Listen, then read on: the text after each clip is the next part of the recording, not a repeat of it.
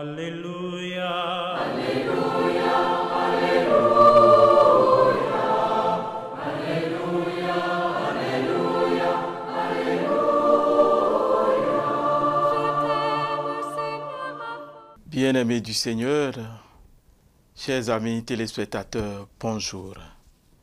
Aujourd'hui, 12 septembre 2025, l'Église nous donne de méditer sur la péricope de Saint Luc, Luc 6, 39 à 42. Écoutons. Le Seigneur soit avec vous et avec votre esprit. Évangile de Jésus-Christ selon Saint Luc. Gloire à toi, Seigneur. En ce temps-là, Jésus disait à ses disciples en parabole, « Un aveugle peut-il guider un autre aveugle ? Ne vont-ils pas tomber tous les deux dans un trou ? Le disciple n'est pas au-dessus du maître, mais une fois bien formé, chacun sera comme son maître. Car tu as regardé la paille dans l'œil de ton frère, alors que la poutre qui est dans ton œil à toi, tu ne la remarques pas. Comment peux-tu dire à ton frère, « Frère, laisse-moi enlever la paille qui est dans ton œil », alors que toi-même ne vois pas la poutre qui est dans le tien. Hypocrite, enlève d'abord la poutre de ton œil, alors tu verras clair pour enlever la paille qui est dans l'œil de ton frère. Acclamons la parole de Dieu. Louange à toi, Seigneur Jésus. Bien-aimés du Seigneur, la péricope qui nous est proposée nous dit de façon succincte, enlève d'abord la poutre de ton œil. Enlève d'abord la poutre de ton œil pour mieux voir, afin d'aider ton frère et lui arracher la paille qui est dans son œil. En réalité, on comprend à travers ce texte l'une des raisons pour lesquelles Jésus nous invitait hier donc à ne pas juger, le prochain. Il ne faut pas juger parce que chacun de nous, autant que nous sommes, nous avons de la poutre dans notre œil. Quelle poutre? De quoi est-il question en réalité? Poutre, oui, pour les uns, c'est la paresse, d'autres, la colère, d'autres encore, l'orgueil, ou encore l'un des 7 péchés capitaux. Et c'est cela d'ailleurs que nous libérons, soi-disant, péché mignon. Bien sûr, qui n'a pas en réalité de péché mignon. Péché est toujours laid. Mais on dit péché mignon pour faire apparaître le caractère fréquent, le caractère permanent de ce péché. Et comme Ben Sira, le sage, le dit plus explicitement, au chapitre 3, il dit « L'orgueil est la racine de tous les maux. » L'orgueil, c'est la racine de tous les maux. Celui qui est donc orgueilleux ne peut pas ne pas faire d'efforts pour se corriger. D'abord avant de penser aider les autres.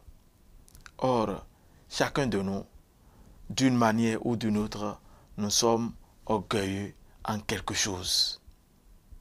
nous avons quelque chose comme péché que nous protégeons en nous. Le Seigneur nous invite donc à nous débarrasser de ces péchés-là, à nous débarrasser de cette poutre-là, afin de mieux voir pour orienter les autres.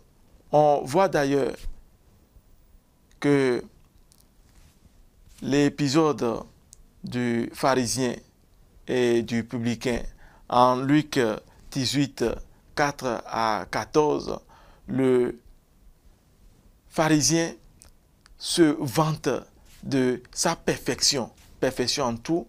Il donne la dîme, il prie bien, il est régulier par rapport à ses exigences religieuses. Mais le publicain, lui, on dit bien qu'il se frappait la poitrine. Il n'osait même pas regarder le ciel. Il se frappait la poitrine. C'est donc une attitude d'humilité qu'il donne à voir. Et c'est cette attitude-là que le Seigneur nous recommande au quotidien. Avoir l'attitude d'humilité en tout. Se savoir humble afin de mieux porter secours. Se savoir finalement porté par quelqu'un, par le Christ lui-même. Et quand on sait qu'on dépend de quelqu'un d'autre, on dépend du Christ, et que l'autre aussi, notre frère, dépend aussi de notre unique source. Pourquoi commencer à porter le jugement sévère? Enlevons d'abord l'apôtre qui est sur nos yeux.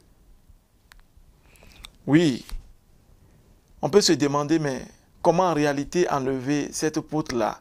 Est-ce pas notre propre force? Non, jamais. C'est le Seigneur, dans le Seigneur encore, que nous pouvons faire l'effort quotidien pour pouvoir nous arracher de ces vices-là, pour pouvoir finalement demeurer dans le Christ.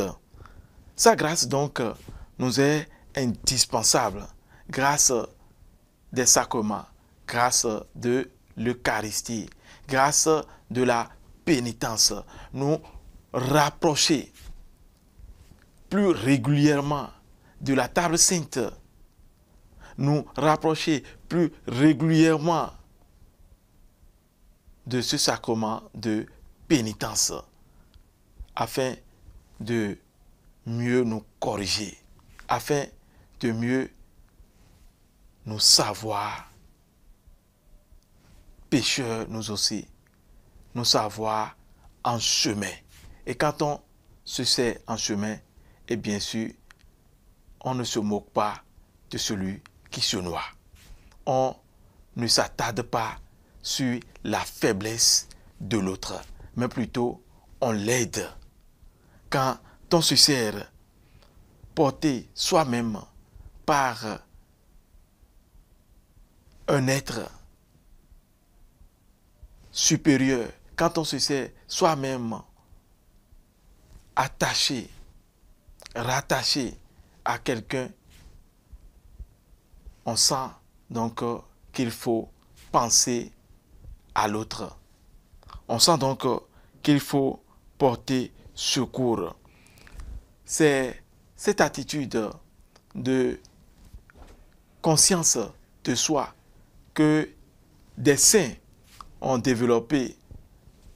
Nous donnons un exemple, Saint Paul, on voit qu'il s'est détourné, qui s'est converti totalement pour s'attacher, pour rester collé au Christ. Oui, on connaît le péché de Paul, de Saul, avant sa conversion. On connaît aussi Saint Augustin, qui finalement sera converti au Christ jusqu'à devenir évêque. Et pourquoi pas Saint François de Sales qui développait en lui-même colère sur colère, mais finalement, une fois rencontré le Christ, et bien sûr, il a embrassé la douceur.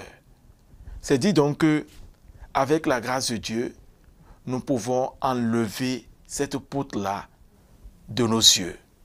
Nous pouvons nous orienter. Évidemment, nous pourrons mieux faire. Nous pouvons parvenir un jour à l'excellence. Puisse l'Eucharistie de ce jour nous donner cette grâce-là de l'excellence, nous obtenir cette faveur de nous relever, de finalement être porteur de miséricorde envers les autres. Le Seigneur soit avec vous. Et que Dieu Tout-Puissant vous bénisse, le Père et le Fils et le Saint-Esprit. Amen. Alléluia. Alléluia, Alléluia.